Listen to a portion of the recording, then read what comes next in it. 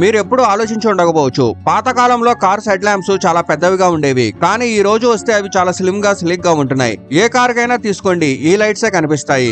ఎందుకంటే పాత రోజుల్లో హెడ్ లైట్స్ హాలోజన్ బల్బ్స్ ని వాడేవాళ్ళు. వాటికి పెద్ద హౌసింగ్, రిఫ్లెక్టర్స్, ఇంకా పెద్ద గ్లాసెస్ అవసరం ఉండేది.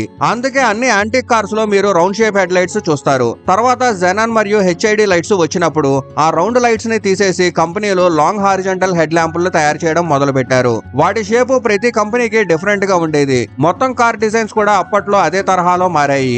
అదే విధంగా 2010 తర్వాత కంపెనీస్ ఎల్ఈడి లైట్స్ వాడడం స్టార్ట్ చేశారు. కానీ ఇప్పటికీ హౌసింగ్ పాతదే ఉంది. అందులో ప్రొజెక్టర్ ఉపయోగించేవాళ్ళు, ముఖ్యంగా లో బీమ్ కోసం. అందులోనూ నిజమైన పెద్ద మార్పు అప్పుడు వచ్చింది. కంపెనీలు రిఫ్లెక్టర్ బేస్డ్ ఎల్ఈడీస్ ఇంకా ప్రొజెక్టర్ బేస్డ్ ఎల్ఈడీస్ తయారు చేయడం స్టార్ట్ చేశారు. వీటి సైజు చాలా చిన్నవిగా ఉండేవి. ఈ టైం కి ప్యారలల్ గా అన్ని కంపెనీస్ వాళ్ళ కార్స్ డిజైన్ ను మరింత షార్ప్ గా, స్పోర్టీ, స్లీక్ గా మార్చడం ప్రారంభించాయి. అందుకే ఎల్ఈడీస్ ను కూడా అలాగే స్లీక్ గా, షార్ప్ షేప్ లో తయారు చేశారు. దీని వల్ల ఈ రోజు ఎక్కువ కార్స్ లో హెడ్ లైట్స్ స్లిమ్ గా, షార్ప్ గా కనిపిస్తున్నాయి. ఇంకో టెక్నికల్ విషయం ఏంటంటే ఈ ఎల్ఈడి లైట్స్ చాలా పవర్ ఎఫిషియెంట్, అలాగే తక్కువ వేడి ప్రొడ్యూస్ చేస్తాయి. అందుకే వీటిని చిన్నగా డిజైన్ చేశారు, లోపల ఉన్న మిగతా పార్ట్స్ కి స్పేస్ దొరకడానికి. కానీ దీంట్లో ఒకటి డిమెరిట్ కూడా ఉంది. ఈ ఎల్ఈడి లైట్స్ ను అప్గ్రేడ్ చేయలేరు. క్రెటా ఓనర్స్ కు ఈ విషయం బాగా అర్థం చేసుకుంటారు.